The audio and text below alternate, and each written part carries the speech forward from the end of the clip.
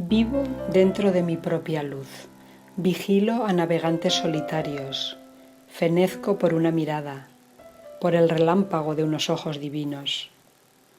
Y tú, amor oculto, brillo, temblor, has muerto a causa de las esperas, porque las palabras no dichas se vuelven venenosas y emponzoñan el aire.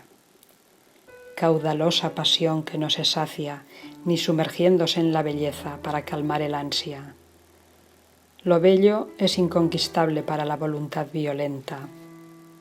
Movimientos telúricos referentes a la tierra, luminosos resplandores.